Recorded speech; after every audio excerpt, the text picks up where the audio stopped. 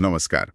आज हम एक बेहद जरूरी विषय पर गहराई से बात करेंगे, भारत की आंतरिक सुरक्षा यानी इंटरनल सिक्योरिटी ऑफ इंडिया। बिल्कुल। और ये यूपीएससी सिविल सर्विसेज एग्जाम के लिए खासकर जनरल स्टडीज पेपर 3 के लिहाज से बहुत ही महत्वपूर्ण टॉपिक है। हाँ, और ये भी बता दें कि इस चर्चा के लिए हमारी सारी जानकारी, सारा विश्लेषण ये सीधे मेंटर एट होम से आ रहा है, जो यूपीएससी सीएसई की तैयारी के लिए एक बहुत ही विश्वसनीय और बेहतरीन प्लेटफॉर्म माना जाता है। सही कहा। मेंटर एट होम आपको देता है top quality notes, test series और जो पिछले सालों के प्रश्न हैं पीवाईक्यूज, उनका बहुत डिटेल्ड एनालिसिस। इससे तैयारी स्मार्ट और इफेक्टिव बनती है। तो आज का अपना मकसद क्या है? हम समझेंगे कि ये इंटरनल सिक्योरिटी आखिर है क्या चीज, इसका दायरा कितना बड़ा है, भारत के सामने चुनौतियां क्या क्या हैं, और सबसे जरूरी यूपीएससी मेंस में इस पर सवाल कैसे पूछे गए हैं। हाँ, पीवाईक्यू वाला पार्ट बहुत इंपॉर्टेंट है। बिल्कुल, तो चलिए शुरू करते हैं। चलिए तो सबसे पहले परिभाषा। इंटरनल सिक्योरिटी मतलब आसान शब्दों में कहें तो किसी देश की सीमाओं के अंदर शांति, कानून का राज और व्यवस्था बनाए रखना। ओके। ये बेसिकली नेशनल गवर्नेंस का एक बहुत जरूरी पिलर है। इसका मेन ऑब्जेक्टिव है देश की एकता, अखंडता, स्थिरता इनको बनाए रखना और साथ ही नागरिकों को, इंस्टीट्यूशंस को अंदरूनी खतरों से बचाना, जैसे टेररिज्म हो गया, extremism, communal violence, organised crime, इन सब से। मतलब देश के अंदर की शांति। एग्जैक्टली। जैसा सरदार पटेल ने भी कहा था कि देश में पहली जरूरत बाहरी और आंतरिक सुरक्षा है। इसके बिना आप कोई प्लानिंग नहीं कर सकते। सही बात है। तो ये सिर्फ मतलब लॉ एंड ऑर्डर तक सीमित नहीं है? नहीं नहीं, उससे कहीं ज्यादा बड़ा कॉन्सेप्ट है। देखिए, सिक्योरिटी का मतलब है हर तरह के खतरे से आजादी, फिजिकल, पॉलिटिकल, इकोनॉमिक, सोशल, हर तरह के। अच्छा। इंटरनल सिक्योरिटी खास तौर पर देश के भीतर से जो खतरे पैदा होते हैं उन पर फोकस करती है। और ये बात समझनी बहुत जरूरी है कि इंटरनल सिक्योरिटी और नेशनल गवर्नमेंट ये हमेशा जुड़े हुए हैं। कैसे? अगर इंटरनल सिक्योरिटी पर ध्यान ना दें तो सिर्फ लॉ एंड ऑर्डर ही नहीं बिगड़ता, देश का डेवलपमेंट भी रुक जाता है। माहौल ही नहीं रहेगा विकास का। बात तो सही है। और इसकी जिम्मेदारी किसकी होती है? कौन सी एजेंसीज? देखिए, आम तौर पर तो पुलिस है, फिर पैरामिलिट्री फोर्सेस हैं जैसे सीएपीएफ्स, सीआरपीएफ, बीएसएफ वगैरह, और कुछ खास हालात में सेना भी मदद करती है। और ये सब आते हैं गृह मंत्रालय, मतलब ministry of home affairs, MHA के अंडर। ठीक है, तो ये तो हुई इंटरनल सिक्योरिटी। अब ये एक्सटर्नल सिक्योरिटी से कैसे अलग है? उसमें और इसमें क्या फर्क है? हाँ, ये कंफ्यूजन कई बार होता है। देखिए, मेन फर्क है खतरे के सोर्स का। इंटरनल सिक्योरिटी में खतरा देश के अंदर से है, जैसे सामाजिक राजनीतिक अशांति हो गई, कोई अलगाववादी आंदोलन, टेररिज्म जो यहीं पनप रहा हो, ऑर्गेनाइज्ड क्राइम या फिर कम्युनल दंगे, जातीय हिंसा, ये सब। जबकि एक्सटर्नल सिक्योरिटी में खतरा बाहर से आता है। हाँ। देश की सीमाओं के पार से, जैसे दूसरे देश का हमला, बॉर्डर पार से आने वाला टेररिज्म, जासूसी या बाहर से साइबर अटैक। ओके, सोर्स का फर्क और जिम्मेदारी का? हाँ, जिम्मेदारियां भी अलग हैं। इंटरनल के लिए मेनली पुलिस, इंटेलिजेंस ब्यूरो यानी आईबी और सीआरपीएफ जैसी पैरामिलिट्री फोर्सेस। राइट। और एक्सटर्नल के लिए हमारी आर्म्ड फोर्सेस हैं, आर्मी, नेवी, एयरफोर्स। और मिनिस्ट्रीज भी अलग हैं? हाँ, आपने बताया एमएचए इंटरनल के लिए। हाँ, इंटरनल के लिए एमएचए और एक्सटर्नल के लिए मिनिस्ट्री ऑफ डिफेंस, एमओडी। ठीक है, ये क्लियर हुआ। और इनके असर भी अलग अलग होते होंगे? बिल्कुल। इंटरनल सिक्योरिटी का सीधा असर देश के अंदर की स्टेबिलिटी, लॉ एंड ऑर्डर, लोगों की सेफ्टी, इन पर पड़ता है। जबकि एक्सटर्नल सिक्योरिटी देश की सॉवरेनिटी, टेरिटोरियल इंटेग्रिटी, हमारे नेशनल इंटरेस्ट्स और फॉरेन रिलेशंस को इफेक्ट करती है। लेकिन यहाँ एक बात सोचने वाली है, आजकल क्या ये लाइनें इतनी क्लियर हैं, इंटरनल और एक्सटर्नल वाली? मुझे तो लगता है काफी धुंधली हो गई है। आप बिल्कुल सही पॉइंट उठा रहे हैं। आज की दुनिया इतनी इंटरकनेक्टेड है कि जो लाइन है ना इंटरनल और एक्सटर्नल सिक्योरिटी के बीच, ये वाकई बहुत ब्लर हो गई है। कई बार इंटरनल सिक्योरिटी के मुद्दे बाहरी वजह से शुरू होते हैं या बढ़ जाते हैं। जैसे कोई पड़ोसी देश टेररिज्म को स्पॉन्सर कर रहा है। हाँ, या फेक न्यूज फैला रहा है अंदरूनी माहौल बिगाड़ने के लिए। बिल्कुल। या साइबर अटैक्स कर रहा है। तो खतरा बाहर से शुरू हुआ पर असर तो अंदर पड़ रहा है ना। कश्मीर में जो टेररिज्म है उसमें बाहरी हाथ साफ दिखता है। तो इसका मतलब है कि हमें होलिस्टिक अप्रोच चाहिए, एक टुकड़ों में नहीं देख सकते। एग्जैक्टली, बिल्कुल। नेशनल सिक्योरिटी की जो पुरानी परिभाषा थी कि बस मिलिट्री ताकत हो, वो अब बदल चुकी है। अब इसमें इकोनॉमिक मजबूती भी आती है, अंदरूनी एकता, सोशल हार्मनी, टेक्नोलॉजिकल कैपेबिलिटी, सब कुछ शामिल है। इंटरनल और एक्सटर्नल सिक्योरिटी अब गहरे जुड़े हुए हैं। एक को दूसरे से अलग करके देखना मुश्किल है और शायद सही भी नहीं। ठीक है, तो अगर हम इंटरनल सिक्योरिटी के मेन फीचर्स या कहें उद्देश्यों की बात करें, तो वो क्या होंगे? हम हासिल क्या करना चाहते हैं इससे? देखिए, इसके कई इंपॉर्टेंट पहलू हैं। पहला और सबसे जरूरी, देश की सॉवरेनिटी और इंटेग्रिटी को प्रोटेक्ट करना। ओके। दूसरा, देश में शांति और व्यवस्था बनाए रखना, लॉ एंड ऑर्डर। तीसरा, सिटीजन्स का वेलबींग सुनिश्चित करना। संविधान हमें भय से मुक्ति की गारंटी देता है, वो माहौल बनाना। Fair environment. हाँ, एक ऐसा माहौल जो निष्पक्ष हो, समावेशी हो, समृद्ध हो, जहां लोग सुरक्षित महसूस करें।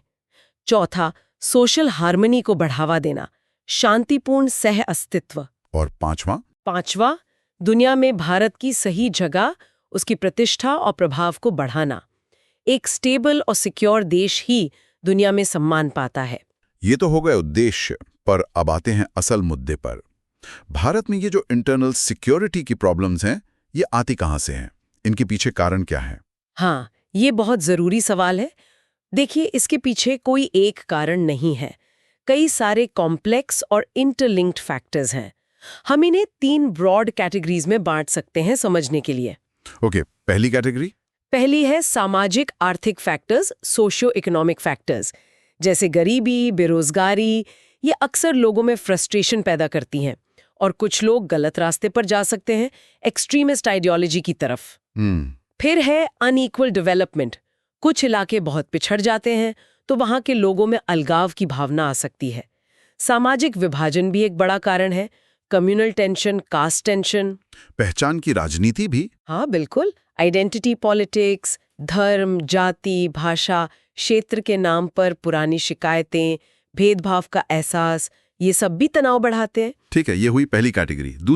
दूसरी कैटेगरी है पॉलिटिकल और governance related factors. Political and governance factors. इसमें सबसे बड़ा है गवर्नेंस डेफिसिट, मतलब शासन की कमी। गवर्नेंस डेफिसिट जैसे करप्शन, पब्लिक सर्विसेज की खराब डिलीवरी, लोगों की सुनवाई ना होना।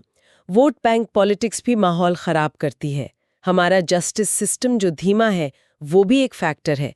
और इंस्टीट्यूशनल कमजोरियां, जैसे अलग अलग एजेंसीज के बीच कोऑर्डिनेशन की कमी। हाँ, ये LWE यानी नक्सलवाद के पीछे भी एक बड़ा कारण माना जाता है ना, गवर्नेंस डेफिसिट? बिल्कुल, LWE प्रभावित इलाकों में ये एक बहुत बड़ा इशू है।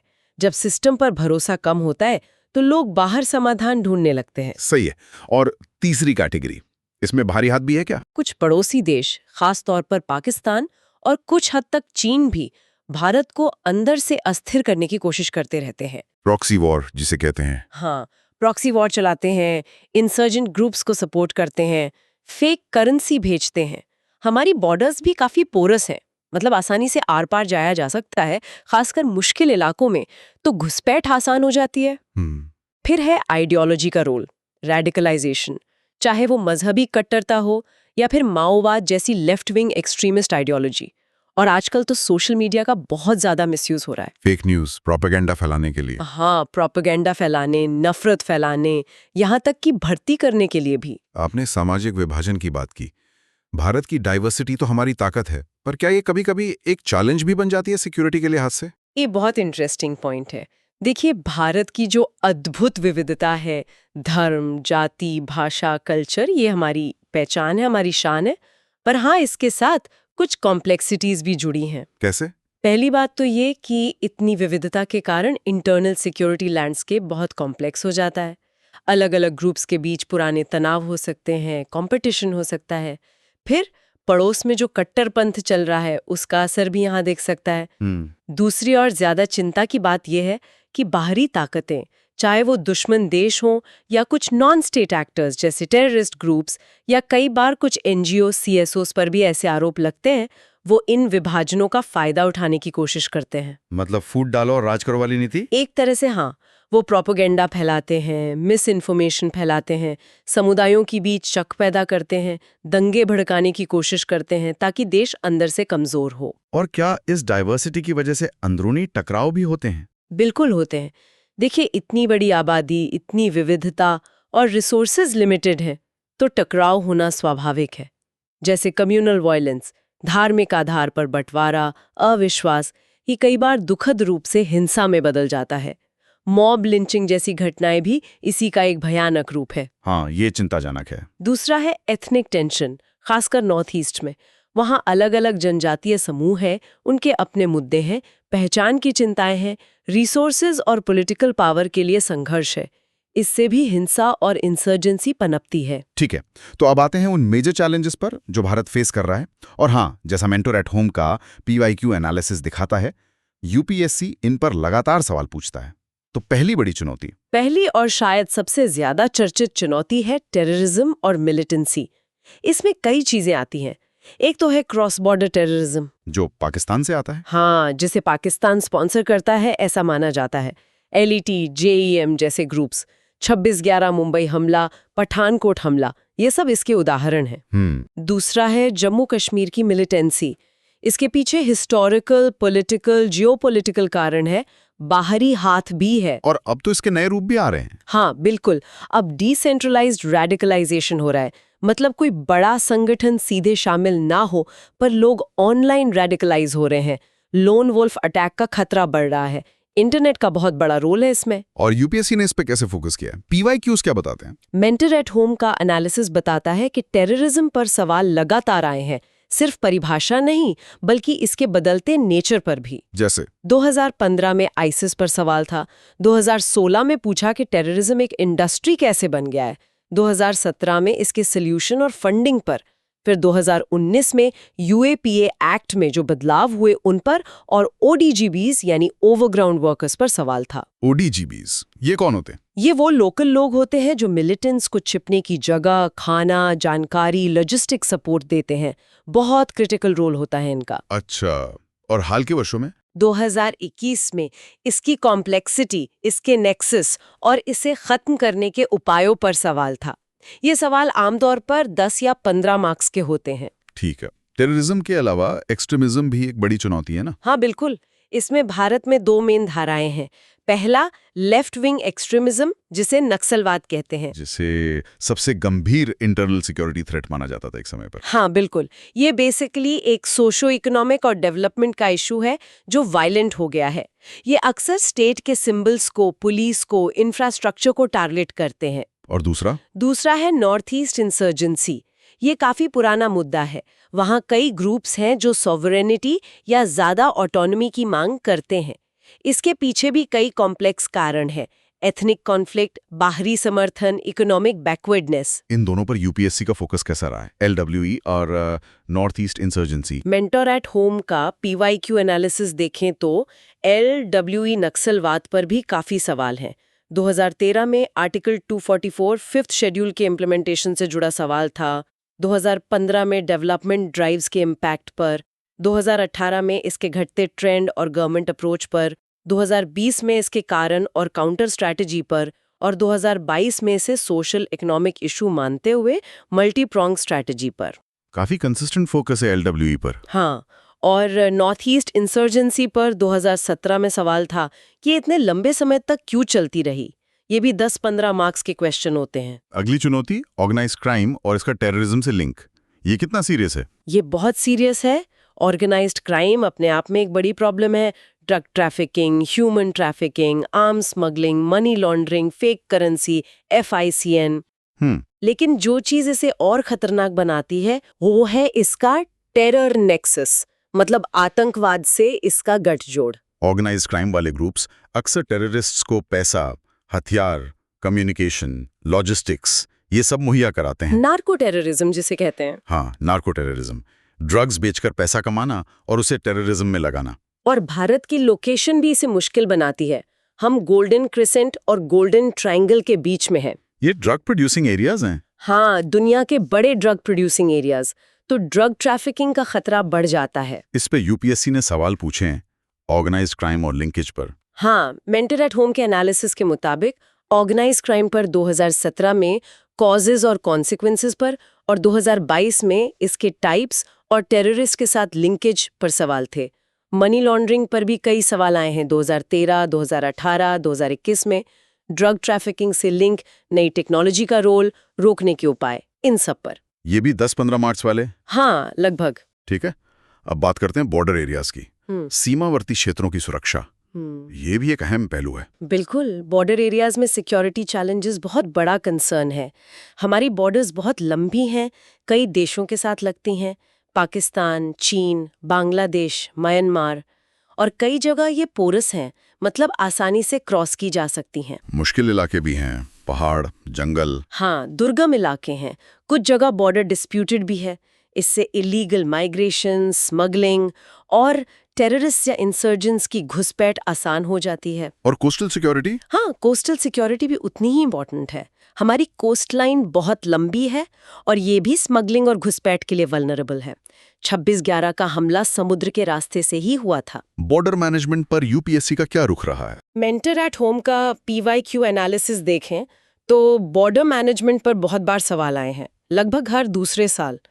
2013 में इंटरनल सिक्योरिटी से लिंक, 2014 में इलीगल माइग्रेशन, CPEC का थ्रेट, 2016 में इसकी कॉम्प्लेक्सिटी, स्ट्रैटेजीज, 2018 में CPEC पर, 2019 में इंडिया म्यांमार बॉर्डर चैलेंजेस, 2020 में म्यांमार बांग्लादेश पाकिस्तान बॉर्डर्स पर थ्रेट्स और लोकल सपोर्ट कैसे खत्म करें इस पर, 2021 में क्रॉस बॉर्डर साइबर अटैक्स। लगभग हर एंगल कवर किया है यूपीएससी ने। हाँ, और मैरिटाइम सिक्योरिटी पर 2014 और 2022 में सवाल थे। ये भी 10-15 मार्क्स के क्वेश्चंस होते हैं। आजकल साइबर थ्रेट्स की बात बहुत होती है। इंटरनल सिक्योरिटी के लिए ये कितना बड़ा खतरा है? ये बहुत तेजी से बढ़ता हुआ खतरा है। साइबर और इंफॉर्मेशन थ्रेट्स, साइबर सिक्योरिटी एक मेजर चैलेंज है, खासकर हमारे क्रिटिकल इंफ्रास्ट्रक्चर के लिए। क्रिटिकल इंफ्रास्ट्रक्चर मतलब? जैसे banking system, telecom network, power grid, transportation systems, इन पर साइबर अटैक के बहुत गंभीर परिणाम हो सकते हैं। इसमें जासूसी, साइबर वॉरफेयर, डेटा चोरी, ये सब शामिल हैं। और इंफॉर्मेशन थ्रेट्स? वो है कम्युनिकेशन नेटवर्क्स का मिसयूज, मीडिया का, खासकर सोशल मीडिया का गलत सोचना फैलाना, फेक न्यूज़, प्रोपेगेंडा, रेडिकलाइजेशन के लिए इस्तेमाल करना, लोगों को भड़काना, ओपिनियन मैनिपुलेट करना, ये सब आजकल बहुत हो रहा है। लगता है यूपीएससी ने साइबर सिक्योरिटी पर खास ध्यान दिया है। बिल्कुल। मेंटर एट होम के एनालिसिस के हिसाब से साइबर सिक्योरिटी वॉरफेयर पर 2013 से लगभग हर साल सवाल पूछा गया है।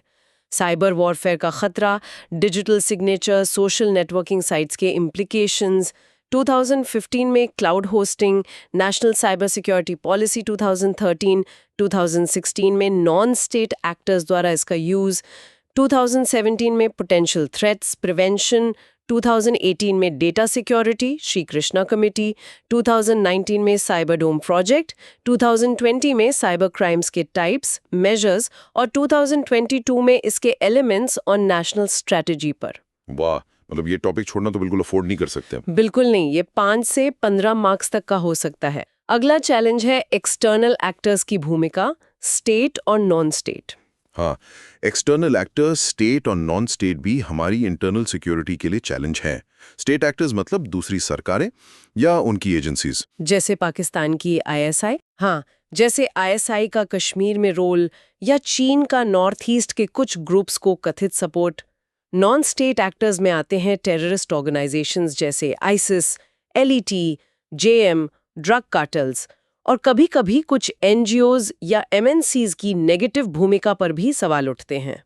इस पर भी यूपीएससी ने सवाल पूछा है। हाँ, मेंटर एट होम के रिकॉर्ड्स बताते हैं कि external state non state actors द्वारा जो मल्टी डायमेंशनल चैलेंजेस हैं और उनसे निपटने की उपाय, इस पर 2021 में 15 मार्क्स का एक डिटेल्ड क्वेश्चन था। और क्या कुछ नई तरह की चुनौतियां भी उभर रही हैं? Emerging threats? हाँ, कुछ नई और उभरती हुई चुनौतियां, न्यू एंड इमर्जिंग थ्रेट्स भी हैं, जिन पर ध्यान देना जरूरी है, जैसे हाइब्रिड वॉरफेयर। हाइब्रिड वॉरफेयर, ये क्या होता है? इसमें ट्रेडिशनल मिलिट्री टैक्टिक्स के साथ-साथ नॉन ट्रेडिशनल तरीकों का इस्तेमाल होता है, जैसे disinformation campaign, economic pressure, cyber attacks, proxy forces का इस्तेमाल।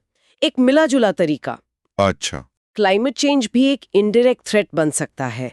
इससे रिसोर्सेज पे प्रेशर बढ़ेगा, माइग्रेशन होगा, कॉन्फ्लिक्ट्स बढ़ सकते हैं। और ड्रोन यूएवीज का इस्तेमाल। हाँ, ये तो आजकल बहुत न्यूज़ में है, बॉर्डर पार से हथियार और ड्रग्स भेजने के लिए। एग्जैक्टली दुश्मन देश या नॉन स्टेट एक्टर्स इसका इस्तेमाल कर रहे हैं। ये तो हो गई सारी चुनौतियां। क्या हम नेशनल सिक्योरिटी को एक बड़े पर्सपेक्टिव में देख सकते हैं? इसके अलग अलग एलिमेंट्स क्या हैं? हाँ बिल्कुल, अगर हम एक ब्रॉडर पिक्चर देखें तो नेशनल सिक्योरिटी सिर्फ मिलिट्री सिक्योरिटी नहीं है, ये एक बहुत वाइड कॉन्सेप्ट है। इसके कई एलिमेंट्स हैं। संक्षेप में कहूँ तो मिलिट्री सिक्योरिटी तो है ही, फिर economic security, cyber security, political security जिसमें human rights, rule of law भी आता है, इंफॉर्मेशन सिक्योरिटी, एथनिक सिक्योरिटी या social cohesion, environmental security, health security जैसे पैंडेमिक्स, रिसोर्स सिक्योरिटी जैसे वाटर, जियो स्ट्रेटेजिक सिक्योरिटी और फूड एंड डिजास्टर सिक्योरिटी। बाप रे, ये तो बहुत बड़ा दायरा है। हाँ, ये सब मिलकर नेशनल सिक्योरिटी बनाते हैं। तो इन सब बातों का निचोड़ क्या है? इतनी सारी चुनौतियां हैं, इनसे निपटने के लिए आगे का रास्ता क्या होना चाहिए? What is the way forward? देखिए, कोई एक मैजिक बुलेट नहीं है, एक मल्टी प्रोंग्ड इंटीग्रेटेड स्ट्रैटेजी चाहिए। पहला, इंटीग्रेटेड अप्रोच। सेंटर, स्टेट्स और जितनी भी एजेंसीज हैं उनके बीच बेहतर कोऑर्डिनेशन और सिनर्जी। साइलो में काम नहीं चलेगा। बिल्कुल नहीं। दूसरा, intelligence reforms, real time information sharing, analysis capability को बढ़ाना, मॉडर्नाइजेशन। तीसरा, पुलिस रिफॉर्म्स, ये बहुत ज़रूरी है। पुलिस को बेहतर ट्रेनिंग, टेक्नोलॉजी, रिसोर्सेज देने होंगे और अकाउंटेबल बनाना होगा। चौथा, डेवलपमेंट एज डेटरेंस, जहाँ जहाँ संघर्ष है उन इलाकों में इंक्लूसिव डेवलपमेंट और गुड गवर्नेंस पर फोकस करना होगा, लोगों को मेन स्ट्रीम में लाना होगा। और टेक्नोलॉजी का रोल बहुत अहम। पांचवा, साइबर रेजिलियंस, हमें अपने क्रिटिकल इंफ्रास्ट्रक्चर को प्रोटेक्ट करने के लिए इंडिजिनस टेक्नोलॉजी डेवलप करनी होगी, डेटा प्रोटेक्शन पर ध्यान देना होगा। छठा, कम्युनिटी पुलिसिंग, लोगों को साथ लेना। हाँ, पुलिस और पब्लिक के बीच ट्रस्ट बिल्ड करना, इससे लोकल इंटेलिजेंस मिलती है, प्रॉब्लम सॉल्विंग में मदद मिलती है। सातवां, मीडिया लिटरेसी, फेक न्यूज़ और डिसइंफॉर्मेशन से लड़ने के लिए लोगों को जागरूक बनाना होगा, साथ ही ज़रूरत पड़े तो रेगुलेशन भी। ठीक है, तो निष्कर्ष के तौर पर क्या कहेंगे आप? निष्कर्ष यही है कि इंटरनल सिक्योरिटी किसी भी देश के डेवलपमेंट, स्टेबिलिटी और प्रॉस्पेरिटी की नींव है। भारत के सामने जो खतरे हैं वो मल्टी डायमेंशनल हैं, कॉम्प्लेक्स हैं और अक्सर क्रॉस बॉर्डर लिंक्स वाले हैं। इनसे निपटने के लिए हमें एक स्ट्रैटेजिक कॉम्बिनेशन चाहिए, good governance, social inclusion, economic development और टेक्नोलॉजिकल कैपेबिलिटी का। और यहाँ एक महत्वपूर्ण सवाल भी खड़ा होता है। बिल्कुल, एक सुरक्षित, रेजिलिएंट और समावेशी भारत बनाने के लिए इंस्टीट्यूशंस, कम्युनिटीज और सिटीजन्स सबके बीच लगातार कोऑर्डिनेशन और कोऑपरेशन जरूरी है। तो ये थी हमारी इंटरनल सिक्योरिटी के विभिन्न पहलुओं पर एक गहरी, विस्तृत चर्चा, खासतौर पर यूपीएससी एस्पिरेंट्स को ध्यान में रखते हुए। और याद रखिए, ये सभी इंपॉर्टेंट इंसाइट्स और PYQ analysis mentor at home द्वारा प्रोवाइड किए गए हैं, आपकी यूपीएससी तैयारी को सही दिशा देने वाला आपका सबसे भरोसेमंद साथी। हाँ, मेंटर एट होम आपको top quality notes, test series और पीवाईक्यू एनालिसिस देता है, जिससे आपकी तैयारी न सिर्फ इफेक्टिव होती है बल्कि स्मार्ट भी बनती है।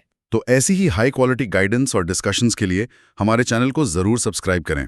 हम जल्द ही मेंटर एट होम की तरफ से इंटरनल सिक्योरिटी सिलेबस की पूरी वीडियो सीरीज भी लेकर आ रहे हैं।